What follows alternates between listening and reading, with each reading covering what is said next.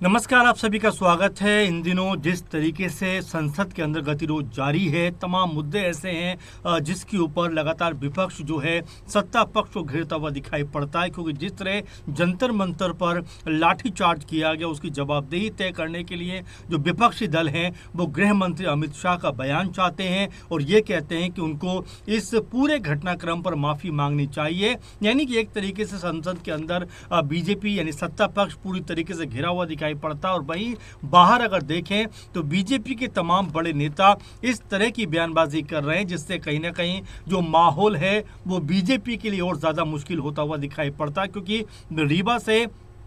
यानी मध्य प्रदेश के रीवा से बीजेपी सांसद जो हैं जनार्दन मिश्रा, वो एक इस तरह का स्टेटमेंट देते हैं, इस तरह का बयान देते हैं जिसके बाद राजनीति के गलियारों में बहुत ज़्यादा हड़कंप और हंगामा मचता हुआ दिखाई पड़ता है। बीजेपी खेमे के अंदर भी लगातार इस बयान के बाद में जो है जो स्थिति है वो बड़ी अजीबोगरीब बन गई है कि इस तरह के जो बयान को लेकर आखिर क्या कुछ कहा जाए, क्योंकि जनार्दन मिश्रा ने साफ तौर पर कहा है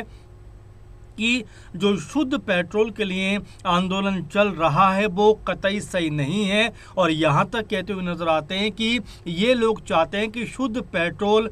मिलना चाहिए, लेकिन ये शुद्ध पेट्रोल क्या तुम्हारे बाप के घर से आएगा। इस तरह की भाषा का प्रयोग, इस तरह के बयान जो है रीवा से सांसद बीजेपी के जनार्दन मिश्रा देते हुए दिखाई पड़ते हैं। जबकि अगर इथेनॉल को लेकर देखें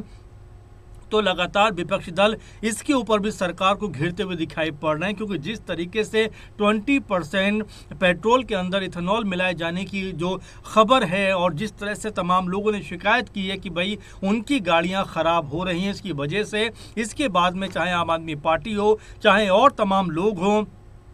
राहुल गांधी हो, सब लोग इसके ऊपर बीजेपी को घेरते हुए दिखाई पड़ रहे हैं कि आखिर पेट्रोल के अंदर इथेनॉल 20% क्यों मिलाया जा रहा है और इससे गाड़ियों के जो इंजन है जिस तरह से उनमें खराबी आ रही है उसके लिए सीधे तौर पर अगर कोई जिम्मेदार है तो वो इथेनॉल ही जिम्मेदार है। इस तरह की बात को कांग्रेस पार्टी, आम आदमी पार्टी और तमाम लोग कहते हुए नजर आ रहे हैं। अब यहाँ पर बड़ा सवाल बन जाता है कि अगर बीजेपी सांसद को अपनी बात को रखना भी था, अपनी बात को अगर लोगों तक पहुँचाना भी था, तो क्या इसका कोई और तरीका नहीं हो सकता था? क्या किसी और तरीके से वो बयान नहीं दे सकते थे? क्या इस मुद्दे के ऊपर जो अपने आप में एक बड़ा मुद्दा कहीं ना कहीं बना हुआ है और तमाम लोग इस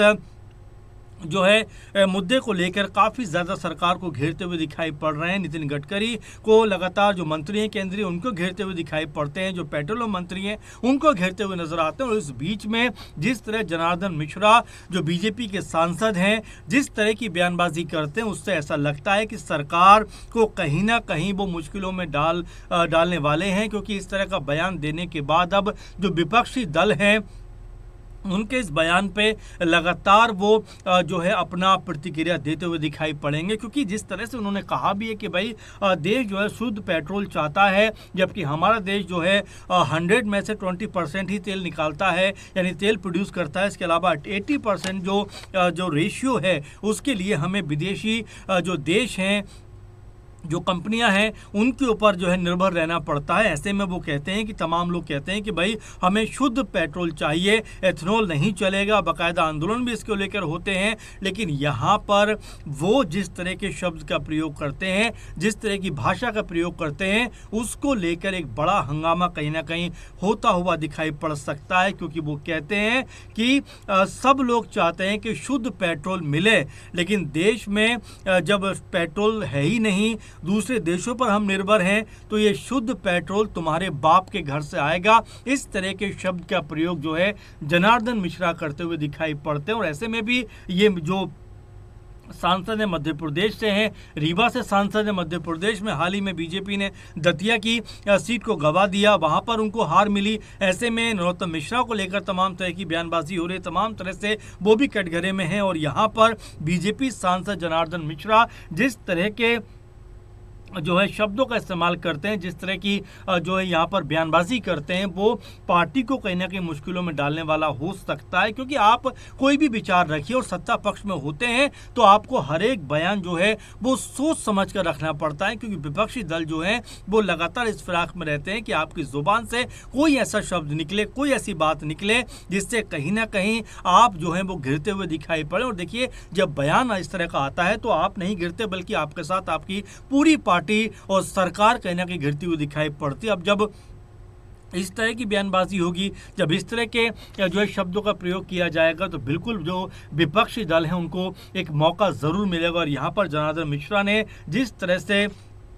इथेनॉल को लेकर जो पूरी मुहिम चल रही है, लगातार लोग विरोध भी कर रहे हैं, कई लोगों ने तो बाकायदा इसको लेकर सोशल मीडिया पर एक बड़ी जो मुहिम छेड़ रखी है कि इस तरह से तेल जो मिलाया जा रहा है इथेनॉल पेट्रोल के अंदर, उससे उनकी गाड़ियों में लगातार खराबी आ रही है। कई बड़े चेहरे इस बात को कह चुके हैं कि उनकी गाड़ी में इसकी वजह से जो यानी इथेनॉल की वजह से कहीं ना कहीं दिक्कत आई है। कंपनियों ने भी कई इस बात को माना है कि गाड़ियां इसके लिए पूरी तरह तैयार नहीं हैं। और इसी बात को लेकर राहुल गांधी समेत अरविंद केजरीवाल और तमाम तरह के जो बड़े पॉलिटिकल लोग हैं, दल हैं, वो इस बात को लेकर सरकार को घेरते हुए दिखाई पड़ रहे हैं कि आखिर किस मंशा के तहत 20% इथेनॉल जो है वो पेट्रोल में मिलाया जा रहा है। यानी इसकी वजह से लोग जो है परेशानियां फेस कर रहे हैं, गाड़ियों का इंजन खराब हो रहा है और जो माइलेज है वो उसके ऊपर लगातार असर पड़ रहा है। तो इस तरह की बातें लोग लगातार कहते हुए दिखाई पड़ते हैं। और इसी बीच में जनार्दन मिश्रा अपनी टिप्पणी पेट्रोल को लेकर करते हुए नजर आते हैं, इथेनॉल को लेकर करते हुए नजर आते हैं। और जिस तरह से वो अपनी बात रखते हैं, उस बात रखने के ढंग में जिस तरह के शब्दों का प्रयोग किया गया है, वो तो कम से कम ये बताता है कि उनको सोच समझ के शब्दों का प्रयोग करना चाहिए। क्योंकि ये तो सब जानते हैं कि देश जो है वो विदेशी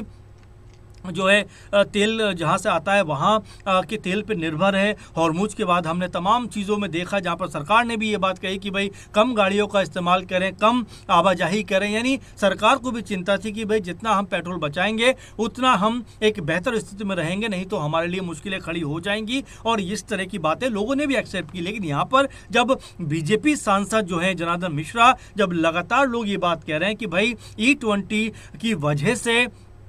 उनकी गाड़ियों में लगातार दिक्कतें आ रही हैं, उनका जो इंजन है गाड़ियों का वो प्रॉब्लम कर रहा है, उनको माइलेज नहीं मिल रही है, इस तरह की बातें जब लोग कह रहे हैं और इस बीच में जब बीजेपी सांसद बात रखते हैं और जिस ढंग से बात रखते हैं उस ढंग का कहीं भी कोई स्थान नहीं है। क्योंकि सीधे तौर पर वो जिस तरह के शब्दों का इस्तेमाल कर देते हैं, जिस तरह की बातों का इस्तेमाल कर देते हैं, हर कोई ये कहता है कि भाई इस तरह का जो शब्दों का इस्तेमाल नहीं होना चाहिए और शब्दों का चयन थोड़ा सा बेहतर होना चाहिए। क्योंकि अगर इस तरह की बात जो है जनार्दन मिश्रा जैसे बड़े लीडर करेंगे तो जाहिर बात है कि इससे कहीं ना कहीं एक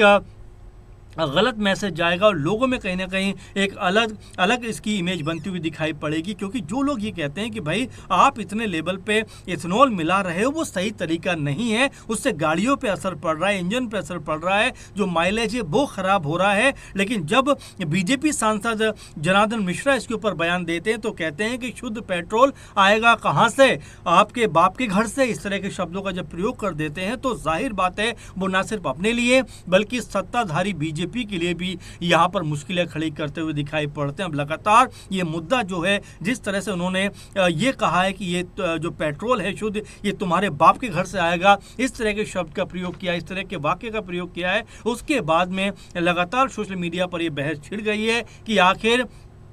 बीजेपी के नेता इस तरह की बयानबाजी क्यों कर रहे हैं, इस तरह की बात क्यों कह रहे हैं जिसका कोई सर पैर नहीं है। अगर लोगों ने कोई शिकायत की है तो बाकायदा उसके ऊपर सरकार को मंथन करना चाहिए कि कहीं कोई प्रॉब्लम बड़ी तो नहीं है, कहीं गाड़ियों में कोई दिक्कत तो नहीं हो जाएगी। लेकिन यहाँ पर बीजेपी सांसद कहते हैं कि जब देश में पेट्रोल है ही नहीं, बाहर से आ रहा है, तो फिर शुद्ध पेट्रोल क्या तुम्हारे बाप के घर से आएगा। इस तरह के वाक्य जब वो कहते हैं तो जाहिर बात है कि उनके ऊपर तमाम तरह के सवाल खड़े हो जाते हैं। अब इसको लेकर आप कैसे देखते हैं इस पूरे बयान को, आप क्या कहना चाहेंगे, जरूर अपना कमेंट जो है दीजिए और लगातार सुझाव अपने देते रहिए। फिलहाल के प्रोग्राम में बस इतना ही, आपसे फिर मुलाकात होगी। नमस्कार।